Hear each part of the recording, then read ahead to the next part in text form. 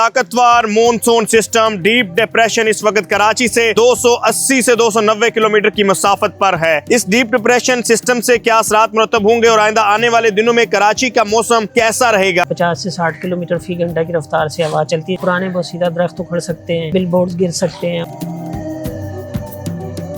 Deep depression system है, इसमें जो हवा की रफ्तार है वो कितनी होती है और इससे शहरियों को क्या एहतियाती तदाबीर अपनानी होंगी, इसी सिलसिले में इस वक्त हम मौजूद हैं महकमे मौसमियात के ऑफिस में और हमारे साथ मौजूद है चीफ मेट्रोलॉजिस्ट सरदार सरफराज साहब। बताइएगा कि ये जो मॉनसून डीप डिप्रेशन सिस्टम है ये अब पहले बताया जा रहा था कि 320 किलोमीटर है, अब ये 280-90 किलोमीटर की मुसाफत पे है।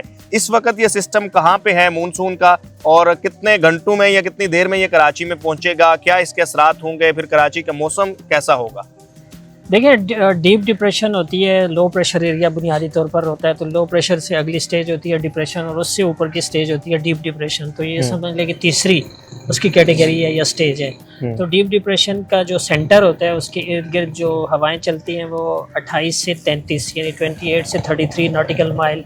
इसका मतलब ये है कि 60 से 70 किलोमीटर ऑन एवरेज इतनी हवाएं चलती हैं उसके सेंटर के आसपास।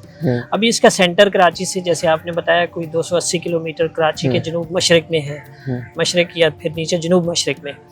तो इसकी जो मूवमेंट है वो वेस्टवर्ड है, मगरिब की जानिब है और जनूब मगरिब की जानिब है। तो इसका मतलब है इस वक्त कराची के जनूब मशरक में है, तो अगर मगरिब की जानिब रहती है तो सेंटर कराची के ऊपर नहीं आएगा या हमारे किसी एरिया के ऊपर नहीं आएगा, लेकिन हमारी ये समझ लें कि जो पाकिस्तान की और इंडिया की बाउंड्री है एक तरह से थरपारकर डिस्ट्रिक्ट और बदीन डिस्ट्रिक्ट से नीचे जो जहाँ से इंडिया का एरिया शुरू होता है, तो एन उस एरिया के ऊपर से इसका सेंटर जो है ना मूव करता हुआ आगे गुजरेगा, समंदर की तरफ जाएगा और मकरान डिवीजन है जो हमारा बलूचिस्तान का, उसकी तरफ इसका एक तरह से बादल या जो भी इसकी सर्कुलेशन है हवाओं की वो उधर मूव करेगी।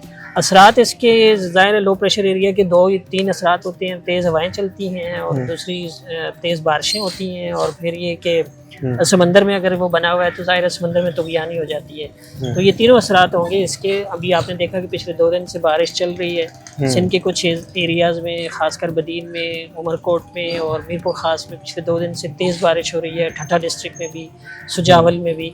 और इसकी बारिश की शिद्दत में और इजाफा हो जाएगा कल से, जैसे ही हमारे एरिया के ज़्यादा करीब आएगा ये। अभी यानी थरपारकर के करीब है, तो आज सुबह से बारिश चल रही है थरपारकर में भी, मीरपुर ख़ास में भी और उमरकोट में भी। तो इसी बारिश की शिद्दत में यानी अगले 3 दिन तक ये एक तरह से हमारे एरिया के करीब इसकी सर्कुलेशन रहेगी। तो 3 दिन तक बारिशें रहेंगी कराची में भी और दूसरे जितने डिस्ट्रिक्ट्स मैंने गिनवाए, पूरे सिंध पे बारिशें होंगी। लेकिन जो ज़ेरी सिंध है, जनूबी सिंध के जो अजला हैं उसमें कराची, सुजावल, ठट्ठा, बदीन, उमरकोट, मीरपुर ख़ास, थरपारकर, ऊपर टंडो मोहम्मद खान, हैदराबाद, इन तमाम डिस्ट्रिक्ट्स में तेज़ मूसलाधार बारिश मुतवक्के है, कल भी, परसों भी और तरसों भी, 31 अगस्त तक। और कराची में, कराची समेत ज़ाहिर है कराची में भी बारिश होगी। जैसे आज सुबह से तो हल्की से मॉडरेट बारिश चल रही है, तेज़ शावर्स तो थोड़ी देर के लिए होते हैं लेकिन generally light to moderate rain चल रही है। तो कल से इसकी शिद्दत में इजाफा हो सकता है, इसलिए कि जैसे ही इसका सेंटर आपके कराची के विदिन 50 किलोमीटर ऑफ कराची जब आएगा तो फिर ज़्यादा तेज़ बारिश और ज़्यादा तेज़ हवाएं होंगी। क्योंकि हमने देखा है कि बिलखुसूस शहरों के लिए आप क्या कहेंगे कि एहतियाती तदाबीर अपनाएं, क्योंकि जो कराची के अलावा दीगर जो शहर हैं वहाँ उस तरह ज़रा कराची की तरह साइन बोर्ड और बिल बोर्ड्स नहीं होते। हमने देखा है कि पहले जब बारिश होती है तो बारिश से पहले तेज़ हवाएं होती हैं, तो वो एक बड़ा अलार्मिंग सिचुएशन होती है। रोड से लोग गुजर रहे होते हैं और वो साइन बोर्ड, बिल बोर्ड्स भी होते हैं, अगर हवा मामूल से हट के ज़्यादा तेज़ होती है तो उनके गिरने का भी खदशा होता है। तो इसमें क्या एहतियाती तदाबीर अपनानी चाहिए शहरियों को? देखिए, इसमें सबसे पहले तो यही कि अवेयरनेस, एक तरह से लोगों को जो बदलती हुई सूरत हाल है ना उससे अवेयर होना चाहिए। उससे वो हमारी जो फोरकास्ट चल रही होती है PMD की जो वेदर एडवाइजरी, उसके मुताबिक एक तरह से अपने आप को अवेयर रखें। और उसमें यही है कि अगर देखें 50 से 60 किलोमीटर फी घंटा की रफ्तार से हवा चलती है, जैसे परसों रात को चली तो कराची के कई जगहों पर दरख्त उखड़ गए। तो पुराने बोसीदा दरख्त उखड़ सकते हैं और बिल बोर्ड्स गिर सकते हैं और इसी तरह से इलेक्ट्रिक पोल्स कहीं उनकी मतलब वो हो सकती है, डिमोलिश हो सकते हैं या गिर सकते हैं। फिर आपके जो छप्पर होटल होते हैं या इस टाइप की जो लूज स्ट्रक्चर्स होती हैं वो हाँ। एक तरह से वो डैमेज हो सकती यानी है। हर कोई ऐसी भी चीज जिसके ऊपर हवा का ज्यादा असर हो सकता है, Exactly, गिरने का खदशा हो बिल्कुल, जी सकता हाँ। और दूसरी तरफ समंदर में काफ़ी तुगयानी हो जाएगी, इससे बढ़ जाएगी। अभी से भी तुगयानी है, लेकिन जाहिर है कि जब हमारी हदूद में आएगा तो तुगयानी और बढ़ जाएगी।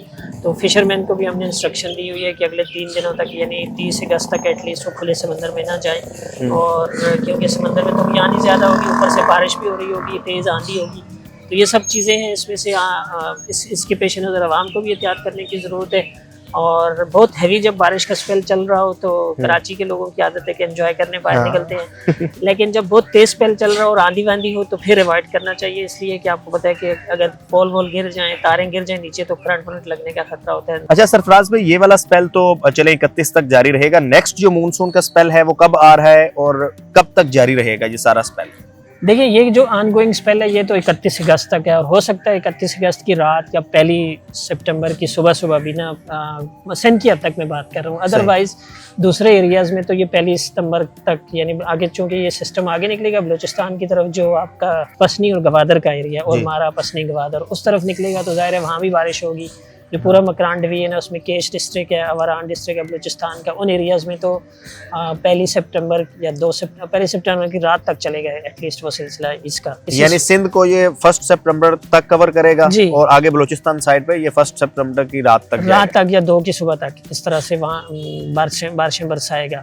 अगला स्पेल जो है वो देखें कोई 1 आध दिन के वक्फे के बाद ऐसे दिखाई दे रहा है। एक लो प्रेशर एरिया और इस वक्त मौजूद है भारत के कह लें आप मशरकी हिस्सों पर, मशरकी और दरमियानी हिस्सों पर, एरियाज पर।